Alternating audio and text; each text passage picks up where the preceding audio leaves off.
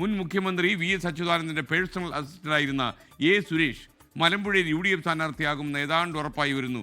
നാളെ പ്രതിപക്ഷ നേതാവ് വി.ഡി. സതീശന്റെ പുതുയുഗ യാത്രയിൽ സുരേഷ് പങ്കെടുക്കുമെന്നാണ് വിവരം. KPCC നേതാക്കളെ സുരേഷുമായി ചർച്ച നടത്തി കഴിഞ്ഞു. ഷാരിഖ് നവാസ് പാലക്കാട് നിന്ന് വിവരങ്ങൾ നൽകാൻ ചേരുന്നു. ഷാരിഖ്, ഗുഡ് മോർണിംഗ്, പറയും. Good morning SK. മുൻ മുഖ്യമന്ത്രി വി.എസ്. അച്യുതാനന്ദന്റെ പേഴ്സണൽ അസിസ്റ്റന്റും അതുപോലെ തന്നെ CPM ബ്രാഞ്ച് അംഗവുമായിരുന്ന എ. സുരേഷാണ് ഇപ്പോൾ ഇടതുപാളയം വിട്ട് UDFന്റെ സ്വതന്ത്ര സ്ഥാനാർത്ഥിയായി മത്സരിക്കാൻ ഒരുങ്ങുന്നത്. ഈ എ. സുരേഷ് മലമ്പുഴയിൽ UDF സ്വതന്ത്ര സ്ഥാനാർത്ഥിയായി മത്സരിക്കുമെന്നാണ് നമുക്ക് ലഭിക്കുന്ന വിവരം. നാളെ ഈ വി.ഡി. സതീശന്റെ പുതുയുഗ യാത്ര ഇന്ന് ജില്ലയിൽ എത്തിയിട്ടുണ്ട്. തൃത്താല മണ്ഡലത്തിലാണ് ഇന്ന് വി.ഡി. സതീശന്റെ പുതുയുഗ യാത്ര പര്യടനം നടത്തുന്നത്. നാളെ ഇത് പാലക്കാട് മണ്ഡലത്തിൽ എത്തിച്ചേരുമ്പോൾ എ. സുരേഷ് UDFന്റെ പാളയത്തിലേക്ക് ചേക്കേറുമെന്ന് തന്നെയാണ് നമുക്ക് ലഭിക്കുന്ന വിവരം. ഇത് അദ്ദേഹം അല്പസമയം മുമ്പ് മാധ്യമങ്ങളുമായി പ്രതികരിച്ചു കഴിഞ്ഞു. നാളെ വി.ഡി. സതീശന്റെ യാത്ര പാലക്കാട് മണ്ഡലത്തിൽ എത്തുമ്പോൾ അദ്ദേഹം UDFന് കൈകൊടുക്കും. അത് മാത്രവുമല്ല, മലമ്പുഴ മണ്ഡലത്തിൽ UDFന്റെ നമുക്ക് സുരേഷ് ടെലിഫോൺ ലൈനിൽ വന്നിട്ടുണ്ട്. നമുക്ക് ഷാരിഖ് പറയുന്ന കാര്യം അദ്ദേഹത്തോട് നേരിട്ട് തന്നെ ചോദിക്കാം. Good morning Suresh. സുരേഷ് സുഖമായിരിക്കുന്നോ? സുരേഷ് ഇപ്പോൾ വലിയൊരു ശ്രദ്ധാകേന്ദ്രമായി കഴിഞ്ഞു. അയ്യോ, അങ്ങനെയൊന്നും പറയില്ല, ഞാൻ അത്ര വലിയ ആളല്ല. അപ്പം VS ഉള്ള കാലത്ത് അദ്ദേഹത്തെ ഒരു നിഴൽ പോലെ പിന്തുടർന്ന ഒരാളാണ് സുരേഷ്. ഒരു വലിയ വിശ്വാസമായിരുന്നു അദ്ദേഹത്തിന് സുരേഷിനുള്ളത്. എനിക്ക് പലപ്പോഴും ഇത് മനസ്സിലായിട്ടുണ്ട്. ഒരുപക്ഷെ സുരേഷിൻ്റെ ഈ ഒരു സ്വാധീനം ഒരു പരിധിവരെ മലമ്പുഴയിലെ വോട്ടർമാരുടെ ഇടയിൽ ഉണ്ടാകും. അതുകൊണ്ടാണ് UDF സ്ഥാനാർത്ഥിയായിട്ട് അവിടെ അവതരിപ്പിക്കാൻ പോകുന്നത്. അല്ല, സ്ഥാനാർത്ഥിയുടെ കാര്യമൊക്കെ UDFന്റെ നേതൃത്വമാണ് തീരുമാനിക്കേണ്ടത്. അവരെന്നോട് ചർച്ച നടത്തിയെന്നുള്ളത് വാസ്തവം തന്നെയാണ്. SK പറഞ്ഞതിൽ വാസ്തവമുണ്ട്. പിന്നെ ജാഥയിൽ പങ്കെടുക്കണമെന്ന് UDFന്റെ നേതാക്കൾ തന്നെ നേരിട്ട് ക്ഷണിച്ചിരുന്നു. അപ്പം സുരേഷ് ഇക്കാര്യത്തിൽ സീരിയസ് ആണോ? ഒരു സ്ഥാനാർത്ഥിത്വം വന്നു കഴിഞ്ഞാൽ അത് അവിടെ ഒന്ന് നോക്കാം എന്നുള്ള ഒരു അവസ്ഥയുണ്ടോ? അവരുടെ സ്നേഹമിശ്രിതമായ സ്വീകരണമാണ്, ചർച്ചയായിരുന്നു അത്. അതിനിടയിൽ സുരേഷ് പറയുന്നുണ്ടായിരുന്നു, ഈ സുരേഷ് യഥാർത്ഥത്തിൽ ഇത്രയും കാലമായി പാർട്ടിക്ക് പുറത്താണ്. അപ്പോൾ ഇങ്ങനെയൊരു കാര്യം UDFുകാർ സുരേഷിനെ വലയിലാക്കാൻ ശ്രമിക്കുന്നു എന്ന് വാർത്ത വരുമ്പോഴൊക്കെ ഇടതുപക്ഷത്തു നിന്ന് ആരും, CPM നിന്ന് പ്രത്യേകിച്ചും ആരും എന്നെ കോണ്ടാക്ട് ചെയ്തില്ല എന്നൊരു പരിദേവനം പോലെ സുരേഷ് പറഞ്ഞു. ഇപ്പോഴും ആ ഒരു അവസ്ഥയാണോ? അല്ല, അവര് നേതാക്കളൊക്കെ കോണ്ടാക്ട് ചെയ്യാൻ പറ്റുന്ന ഒരു വലിയ ആളല്ല ഞാൻ പക്ഷെ 13 കൊല്ലമായി പാർട്ടിക്ക് പുറത്താണ്. പുറത്തായതിനു ശേഷം ഞാൻ സംസ്ഥാന സെക്രട്ടറിയും അതുപോലെ തന്നെ ജില്ലാ സെക്രട്ടറിയും അങ്ങനെയുള്ള ആളുകൾക്ക് അപ്പീൽ കൊടുത്തിരുന്നു. പാർട്ടിയുടെ സംഘടനാ രീതി അനുസരിച്ച് അപ്പീലിന്റെ മറുപടി പോലും എനിക്ക് ലഭിച്ചില്ല എന്നുള്ളത് സ്വാഭാവികമായിട്ട് എന്നെ സംബന്ധിച്ച് വൈയക്തികമായിട്ടുള്ള ഒരു വിഷമമാണ്. അതൊരു ഇൻസൾട്ടിങ് കൂടിയായിട്ട് ഞാൻ ഫീൽ ചെയ്തു. അല്ല, ഇത്രയും വർഷങ്ങൾ സുരേഷ് പുറത്തു നിന്നു. യഥാർത്ഥത്തിൽ പാർട്ടിക്ക് കൊടുക്കാൻ പറ്റുന്ന ഏറ്റവും വലിയ ശിക്ഷ തന്നെയായിരുന്നു അത്. എന്നാൽ ആ ശിക്ഷയൊക്കെ മാറ്റി സുരേഷിനെ തിരികെ പ്രവേശിപ്പിക്കാൻ ഈ നേതാക്കന്മാരെ പിന്തിരിപ്പിക്കുന്ന ഘടകം എന്തായിരിക്കും? അതാണ് എനിക്കും അറിയാത്ത കാര്യം SK. ഞാൻ അതിന് മാത്രം എന്ത് തെറ്റ് ചെയ്തു എന്ന് ഞാൻ എന്നോട് തന്നെ ചോദിച്ചു. അതിനുശേഷമാണ് ഞാൻ FB ഇത്തരം വാർത്തകൾ വന്നപ്പോഴാണ് ഞാനൊരു FB പോസ്റ്റ് ഇട്ടത്, തുറന്ന കത്ത് പാർട്ടി ജനറൽ സെക്രട്ടറിക്ക് എഴുതിയത്. സ്വാഭാവികമായിട്ടും അതിലെല്ലാം സ്പഷ്ടമാക്കിയിട്ടുണ്ടായിരുന്നു. സഖാവ് MABയുമായിട്ടൊക്കെ സുരേഷിന് സംസാരിക്കാൻ പറ്റിയ ഈ വിഷയം? ബേബിസോട്ട് എനിക്ക് നല്ല സൗഹൃദവും ബന്ധുവാണ്. അതിനുശേഷം സംസാരിച്ചില്ല. ഈ വിവാദങ്ങൾ വാർത്തയും വന്നതിന് ശേഷം ഞാൻ അദ്ദേഹത്തോട് സംസാരിച്ചിട്ടില്ല. അല്ല, ഈ 12-13 വർഷം പുറത്തു നിന്ന സമയത്തിനിടയിൽ എപ്പോഴെങ്കിലും? തീർച്ചയായിട്ടും അദ്ദേഹത്തെ പോളിറ്റ് ബ്യൂറോ മെമ്പർ ആയിരുന്നു. ജനറൽ സെക്രട്ടറി ആവുന്നതിന് മുമ്പ് അദ്ദേഹത്തെ നേരിട്ട് വീട്ടിൽ പോയി കണ്ട് സംസാരിച്ചു. അദ്ദേഹം അവിടെ ജില്ലാ സെക്രട്ടറിയോട് സംസാരിക്കണമെന്ന് പറഞ്ഞു. അതിനുശേഷം ഞാൻ ജില്ലാ സെക്രട്ടറി MLA ഹോസ്റ്റലിൽ പോയി കണ്ടിരുന്നു. അതിനുശേഷം പ്രത്യേകിച്ച് ഒരു മൂവ് ഉണ്ടായില്ല. ഈ പാർട്ടിയിലെ നേതൃത്വത്തിനിടയിൽ ഉണ്ടായ ഗ്രൂപ്പ് വഴക്കുകളുടെ ഇരയാണോ എ. സുരേഷ്? തീർച്ചയായിട്ടും വിഭാഗീയതയുടെ, ഞാൻ പറഞ്ഞല്ലോ, പിന്നെ SK ഉൾപ്പെടെ സൗഹൃദം കാത്തുസൂക്ഷിക്കുന്ന ആളാണ് ഞാൻ. അതുപോലെ എല്ലാ മാധ്യമ പ്രവർത്തകരോടും എനിക്ക് സൗഹൃദമുണ്ട്. കാരണം ഞാൻ പ്രതിപക്ഷ നേതാവിന്റെയും മുഖ്യമന്ത്രിയുടെയും PA ആയിരുന്നു. സ്വാഭാവികമായിട്ടും അദ്ദേഹത്തിന്റെ പരിപാടികൾ ഉൾപ്പെടെ അദ്ദേഹത്തിന്റെ പ്രോഗ്രാംസ് ഉൾപ്പെടെ അറിയാൻ വേണ്ടി എല്ലാ മാധ്യമ പ്രവർത്തകരും എന്നെ ബന്ധപ്പെടാറുണ്ട്. ആ ഒരു ബന്ധപ്പെടൽ വെച്ചിട്ടാണ് പാർട്ടിയിൽ നിന്ന് വാർത്ത ചോർത്തി കൊടുത്തു എന്നുള്ളൊരു ആക്ഷേപം എനിക്കിതിലുണ്ടായത്. അപ്പൊ PBയിലും അതുപോലെ കേന്ദ്ര കമ്മിറ്റിയിലും ഒക്കെ സംസ്ഥാന കമ്മിറ്റിയിലൊക്കെ നടക്കുന്ന ചർച്ചകൾ ഞാൻ എങ്ങനെ അറിയാനാ? സാധാരണ ഒരു പാർട്ടി മെമ്പറായിട്ടില്ല ഞാൻ എങ്ങനെ ഇത്തരം ഉപരി കമ്മിറ്റിയിൽ നടക്കുന്ന ചർച്ചകൾ ഞാൻ അറിയാൻ ഏതെങ്കിലും സോഴ്സ് ഉണ്ടോ എനിക്ക്? അല്ല, VS വഴി കാണാൻ ഒരു സോഴ്സ് ഉണ്ടോ സുരേഷിന്? അല്ല, ഞാൻ പറഞ്ഞല്ലോ, മാധ്യമപ്രവർത്തകരോട് എനിക്ക് സൗഹൃദമുണ്ട്. പക്ഷെ അത്തരം വാർത്തകൾ ഒരു മാധ്യമപ്രവർത്തകരോടും എന്നോട് ചോദിച്ചിട്ടില്ല. ഞാൻ അത്തരം പാർട്ടി രഹസ്യങ്ങൾ അറിയുന്ന ആളുമല്ല. സുരേഷ്, യഥാർത്ഥത്തിൽ ഇപ്പം സുരേഷിനെ പോലെ അല്ലെങ്കിൽ നമ്മുടെ മൂന്നാറിൽ പോയ 3 പൂച്ചകൾ, ഇവരൊക്കെ തന്നെ VS എടുത്ത കടുത്ത തീരുമാനങ്ങൾക്ക് മുന്നിൽ നമ്മൾ മലയാളികൾ എപ്പോഴും പറയുന്നില്ല, പാറ പോലെ ഉറച്ചു നിന്നവരാണ്. അപ്പോൾ പക്ഷേ ഈ നമ്മളിപ്പോൾ അദ്ദേഹം അന്തരിച്ചു, അദ്ദേഹത്തെക്കുറിച്ച് ഇനി നമ്മൾ വിലയിരുത്തുന്നതൊക്കെ അത്ര ശരിയല്ല. അല്ലെങ്കിൽ ചരിത്ര വിദ്യാർത്ഥികളാണ് വിലയിരുത്തേണ്ടത്, ഗവേഷകരാണ് പറയേണ്ടത്. എന്നാൽ പോലും ഞാൻ ചോദിക്കുക, ഇപ്പോൾ VS-നെ നമ്മളൊരു പരിധി വരെ അടുത്ത് കണ്ടിട്ടുണ്ട് എന്നതുകൊണ്ട് ഞാൻ ചോദിക്കുക, ഈ സുരേഷിനെ പാർട്ടി പുറന്തള്ളുമ്പോഴും സുരേഷിനെ പടിയടച്ച് പുറത്താക്കുമ്പോഴും VS ഒന്നും ശബ്ദിച്ചില്ലല്ലോ. അല്ല, അദ്ദേഹത്തിന് വലിയ വിഷമം ഉണ്ടായിരുന്നു. അദ്ദേഹം അതിനുവേണ്ടി ഒരുപാട് തവണ വാദിച്ചു. 2012 പിന്നെ സംസ്ഥാന കമ്മിറ്റി എന്നെ ഉൾപ്പെടെ 3 ആളെ പുറത്താക്കാൻ തീരുമാനിക്കുന്നത് 2012. അതിനുശേഷം 2013 മെയ് 13-14 തീയതി ചേർന്ന കേന്ദ്ര കമ്മിറ്റിയാണ് അതിന് അംഗീകാരം കൊടുക്കുന്നത്. അപ്പൊ അത്രയും കാലം VS സ്വാഭാവികമായിട്ടും ഫൈറ്റ് ചെയ്തെന്നാണ് ഞാൻ വിശ്വസിക്കുന്നത്.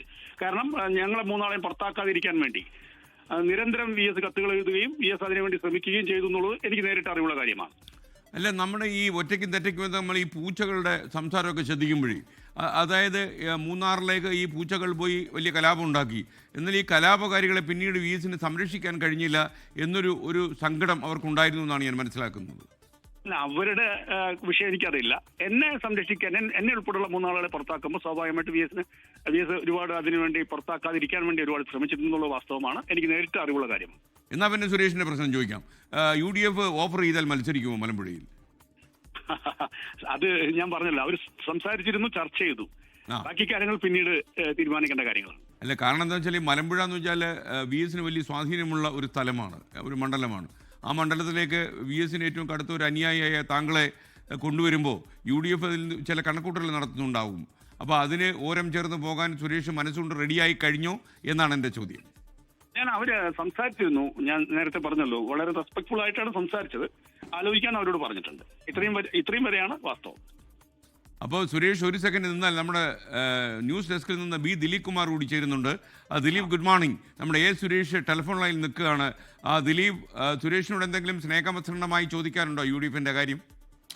തീർച്ചയായും ശ്രീ സുരേഷ്, താങ്കൾ മലമ്പുഴയിൽ UDF-ന്റെ സ്വതന്ത്ര സ്ഥാനാർത്ഥിയായി വരും എന്ന കാര്യം ഏതാണ്ട് UDF നേതാക്കൾ സ്ഥിരീകരിച്ചിട്ടുണ്ട്. താങ്കൾ ഈ കാര്യം തള്ളിക്കളയുന്നെങ്കിലും മലമ്പുഴയിൽ ഒരു പൊതു സ്വതന്ത്രൻ എന്ന നിലയിലേക്ക് താങ്കൾ UDF-ന്റെ സ്ഥാനാർത്ഥി എന്ന നിലയിലേക്ക് മാറാനുള്ള സാധ്യത കൂടുതലല്ലേ? പ്രത്യേകിച്ച് നാളെ ഈ ജാഥയിൽ പങ്കെടുക്കാൻ പോകുന്നുണ്ടല്ലോ, പുതുയുഗയാത്രയിൽ. അല്ല, ജാഥയിൽ പങ്കെടുക്കണമെന്ന് നേരിട്ട് UDF-ന്റെ നേതാക്കൾ ക്ഷണിച്ചിരുന്നു. അത് ഇന്നലെ ആണ് ജാഥയിലെ പ്രധാനപ്പെട്ട നേതാക്കൾ എന്നോട് ജാഥ പാലക്കാട് പ്രവേശിക്കുന്നുണ്ട്, എവിടെയെങ്കിലും ഏതെങ്കിലും സ്ഥലത്ത് വരണം എന്നോട് നേരിട്ട് ആവശ്യപ്പെട്ടത് ഇന്നലെയാണ്. താങ്കൾ എവിടത്തെ സ്വീകരണ പരിപാടിയിലാണ് നാളെ പങ്കെടുക്കാൻ? ആലോചിച്ചിട്ടില്ല. ഏതായാലും വളരെ പോസിറ്റീവായിട്ടുള്ള ഒരു സമീപനമാണ് ഇല്ലേ ആ കാര്യത്തിൽ? അല്ല, അവരെന്നോട് വളരെ പോസിറ്റീവായിട്ട് നിരന്തരം സംസാരിച്ചുകൊണ്ടിരിക്കുന്നുണ്ട്. അത് നിങ്ങളെ കൊടുത്ത വാർത്ത ശരിയാണ്. ജാഥയിൽ പങ്കെടുക്കണമെന്ന് ഇന്നലെയാണ് ആവശ്യപ്പെട്ടത്. ഈ UDF നേതാക്കൾ സ്ഥാനാർത്ഥിയാകണമെന്ന ക്ഷണം താങ്കൾക്ക് ആ നിലയിലുള്ള ഒരു ക്ഷണം ലഭിച്ചിട്ടുണ്ട്. പക്ഷേ പിന്നീട് ആ കാര്യത്തിൽ CPIM-ന്റെ ഈ വാർത്ത പുറത്തു വന്നതിന് ശേഷം CPIM-ന്റെ ഏതെങ്കിലും നേതാക്കൾ താങ്കളുമായി ബന്ധപ്പെട്ടിരുന്നോ? ഇല്ല, ഞാൻ അത്ര വലിയ ആളല്ലല്ലോ, അങ്ങനെ ഒരു ബന്ധപ്പെടാൻ പറ്റുന്ന ഒരാളല്ല ഞാൻ. അല്ല, പ്രത്യേകിച്ച് മലമ്പുഴ പോലെയുള്ള CPIM ഒരു കാലത്ത് വലിയ കോട്ടയെന്ന് പറഞ്ഞിരുന്ന അഭിമാനിച്ചിരുന്ന ഒരു സ്ഥലമാണ്, മണ്ഡലമാണ്. പക്ഷെ അവിടെ പിന്നീട് കഴിഞ്ഞ തെരഞ്ഞെടുപ്പുകളിലൊക്കെ സ്ഥിതി നോക്കുമ്പോൾ അത്രത്തോളം ഒരു സുരക്ഷിത മണ്ഡലം എന്നിപ്പോൾ പറയാനാകാത്ത സ്ഥലമാണ് CPIM-നെ സംബന്ധിച്ച്. ആ മണ്ഡലത്തിൽ അത്തരം ഒരു നേരത്തെ VS-ന്റെ സഹയാത്രികനായിരുന്ന താങ്കൾ അവിടെ മത്സരിക്കാൻ എത്തുമ്പോൾ, മാത്രമല്ല പാലക്കാട് ജില്ലയിലെ നേരത്തെ മുതൽ തന്നെ അത് SFI കാലം മുതൽ തന്നെ ഈ പാർട്ടിയോടൊപ്പം നിൽക്കുന്ന ഒരു പാർട്ടി കുടുംബാംഗമായ താങ്കൾ അവിടെ മത്സരിക്കാൻ അങ്ങനെ ഒരു ചർച്ച നടക്കുന്നുവെന്ന് പറയുമ്പോൾ പോലും CPIM നേതാക്കൾ ഒരു തരത്തിലുള്ള ബന്ധവും താങ്കളുമായി പുലർത്തിയില്ല അല്ലേ? അല്ല, അത് ഞാൻ പറയേണ്ട കാര്യമല്ല. ഞാൻ നേരത്തെ പറഞ്ഞല്ലോ, അത്രയും വലിയ ആളല്ല ഞാൻ, സാധാരണ ഒരു അനുഭാവിയാണ്. സ്വാഭാവികമായിട്ടും അതുകൊണ്ടായിരിക്കാം. ഓക്കെ, വളരെ നന്ദി ശ്രീ സുരേഷ്. SKN ഏതായാലും മലമ്പുഴയിൽ സുരേഷ് താങ്ക് യു. നമ്മൾ ഇനിയും കാണും. ഓക്കെ. അപ്പോൾ B. ദിലീപ് കുമാർ, ശരിക്കും യഥാർത്ഥത്തിൽ ഈ കഴക്കൂട്ടത്ത് പ്രേംകുമാർ മത്സരിക്കുമെന്ന് പറയുന്നു, മലമ്പുഴയിൽ സുരേഷ് മത്സരിക്കുമെന്ന് പറയുന്നു, അങ്ങനെ കൊട്ടാരക്കരയിൽ ഐഷ പോറ്റി മത്സരിക്കുമെന്ന് പറയുന്നു. UDF ചില പരീക്ഷണങ്ങൾക്ക് തയ്യാറെടുക്കുന്നു എന്നാണോ നമ്മൾ ഈ കാര്യത്തിൽ മനസ്സിലാക്കേണ്ടത്? SKN, നേരത്തെയുള്ള പല തെരഞ്ഞെടുപ്പുകളിലും നമ്മൾ കണ്ടിട്ടുള്ളത് UDF-ലെ അസംതൃപ്തരായ പലരെയും LDF-ന്റെ ചേരിയിലേക്ക് കൊണ്ടുവന്ന് അവരെ സ്ഥാനാർത്ഥിയാക്കുക എന്നതാണ്. പൊതുവെ UDF നേതാക്കളെ CPIM-ലെ വിമതരായിട്ടുള്ള നേതാക്കളെ അല്ലെങ്കിൽ CPIM-ൽ അസംതൃപ്തരായിട്ടുള്ള ആളുകളെ അധികം കൊണ്ടുവന്നുള്ള ഒരു പരീക്ഷണം നടത്തിയിട്ടില്ല. ഇപ്പോൾ MV രാഘവനെ പോലുള്ളവർ, KR ഗൗരിയമ്മയെ പോലുള്ളവരെയൊക്കെ UDF പക്ഷത്ത് നിർത്തിയിരുന്നത് അവർ ഈ പാർട്ടി വിട്ട് CPIM വിട്ട് അവർ ഒരു പ്രത്യേക പാർട്ടി രൂപീകരിക്കുമ്പോഴാണ്. CMB രൂപീകരിക്കുന്നു, JSS രൂപീകരിക്കുന്നു. അത്തരം ഘട്ടങ്ങളിലാണ് ആ നേതാക്കളെ UDF പക്ഷത്ത് നിർത്തിയുള്ള പരീക്ഷണത്തിന് UDF നേതൃത്വവും കോൺഗ്രസ് നേതൃത്വവും ഒക്കെ തയ്യാറായിരുന്നത്. അല്ലാതെ അവർക്കൊരു പൊതു സ്വതന്ത്ര പരിവേഷം, അത് CPIM-നെ സംബന്ധിച്ച് പലപ്പോഴും അത്തരത്തിലുള്ള പരീക്ഷണങ്ങൾ നടത്തിയിട്ടുണ്ട്. അത് 57-ലെ തെരഞ്ഞെടുപ്പ്, ഒന്നാം കേരള നിയമസഭയുടെ കാലത്ത് തന്നെ പല പൊതു സ്വതന്ത്രരെയും നിർത്തി അന്നത്തെ അവിഭക്ത കമ്മ്യൂണിസ്റ്റ് പാർട്ടി ആ പരീക്ഷണം വളരെ വിജയകരമായി നടപ്പാക്കിയതാണ്. അതുകൊണ്ട് തന്നെ പിന്നീടുള്ള തെരഞ്ഞെടുപ്പുകളിലും പലപ്പോഴും ആ നിലയിലുള്ള പല സ്വതന്ത്രരെയും പരീക്ഷിച്ചിട്ടുണ്ട്. അത് 82-ൽ TK ഹംസയെ നിലമ്പൂരിൽ അന്ന് മത്സരിപ്പിക്കുമ്പോൾ അദ്ദേഹം DCC സെക്രട്ടറി ആയിരുന്നു. മലപ്പുറത്തെ മറ്റു പല നേതാക്കളെയും ആ നിലയിൽ, ലോനപ്പൻ നമ്പാടൻ ഏറെക്കാലം CPIM സ്വതന്ത്രനായിട്ട് അദ്ദേഹം മത്സരിച്ചിരുന്നു. പിന്നീട് അദ്ദേഹത്തെ CPIM അംഗത്വം നൽകുകയായിരുന്നു. TK ഹംസയ്ക്കും പിന്നീടാണ് CPIM അംഗത്വം നൽകിയത്. ആദ്യം അങ്ങനെ ഒരു സ്വതന്ത്രർ എന്ന നിലയിലുള്ള പരീക്ഷണങ്ങൾ കോൺഗ്രസിൽ നിന്ന്, ഏറ്റവും അവസാനം തന്നെ നമുക്കറിയാം പാലക്കാട് ഡോക്ടർ PR സരിനെ പോലെയുള്ളവരെ നിർത്തി അവിടെ ഒരു പരീക്ഷണത്തിന് CPIM തയ്യാറായി. അങ്ങനെ ആ നിലയിലുള്ള പരീക്ഷണങ്ങൾ പലപ്പോഴും CPIM നടത്തിയിട്ടുണ്ട്. അത് ഇപ്പോൾ PV അൻവറിൻ്റെ കാര്യത്തിലും V അബ്ദുറഹ്മാൻ്റെ കാര്യത്തിലുമൊക്കെ നമുക്ക് കാണാം, KT ജലീലിൻ്റെ കാര്യത്തിലുമൊക്കെ ആ നിലയിലുള്ള പരീക്ഷണമാണ് പലപ്പോഴും LDF നടത്തിയിട്ടുള്ളത്. പക്ഷേ ഇതാദ്യമായി CPIM സംഭാവന ചെയ്ത പല നേതാക്കളും, അത് CPIM നേതൃത്വവുമായിട്ടുള്ള പല പ്രശ്നങ്ങളുള്ളവരുണ്ട്.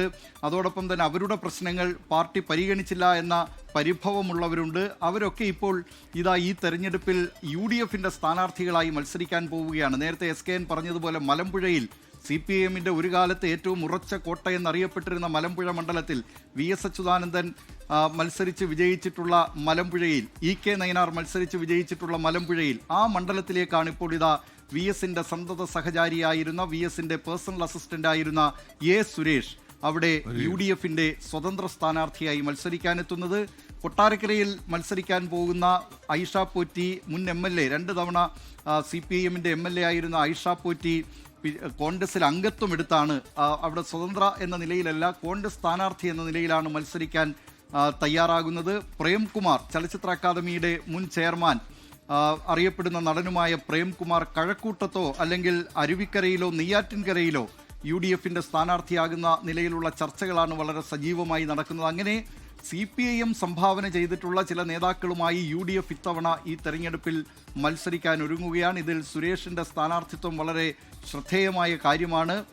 ആ കാര്യത്തിലൊക്കെ നാളെ ഏതായാലും ഇപ്പോൾ സുരേഷ് മനസ്സ് തുറക്കുന്നില്ലെങ്കിലും നാളെ VD സതീശൻ നയിക്കുന്ന പുതുയുഗ യാത്രയിൽ A സുരേഷ് ആ യാത്രയെ സ്വീകരിക്കാൻ എത്തും എന്ന കാര്യവും ഏറെക്കുറെ ഉറപ്പായിട്ടുണ്ട്. മലമ്പുഴയിൽ UDF-ന്റെ സ്വതന്ത്ര സ്ഥാനാർത്ഥി. Thank you Dileep Kumar. പാലക്കാട് നിന്ന് ഷാരിഖ് നവാസ് കൂടി ചേരുന്നു. ഷാരിഖ്, കൺക്ലൂഡ് ചെയ്യൂ, എന്താണ് ഷാരിഖിന് പറയാനുള്ളത്?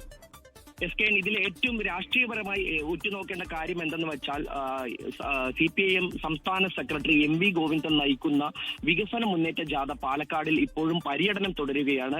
അദ്ദേഹം പാലക്കാട് മണ്ഡലത്തിൽ, പാലക്കാട് നഗരത്തിൽ അദ്ദേഹം തുടരുമ്പോഴാണ് CPIM-ന്റെ VS അച്യുതാനന്ദന്റെ മുൻ പേഴ്സണൽ അസിസ്റ്റന്റും സന്തത സഹചാരിയും വിശ്വസ്തനുമായിരുന്ന ഒരു CPIM ഭാരവാഹിയായിരുന്ന ഒരാൾ CPIM വിട്ട് UDF-ലേക്ക് അല്ലെങ്കിൽ UDF-നൊപ്പം ചേരുക എന്ന് പറയുന്നത് രാഷ്ട്രീയപരമായി ഏറ്റവും എടുത്തു പറയേണ്ട ഒന്ന് തന്നെയാണ്.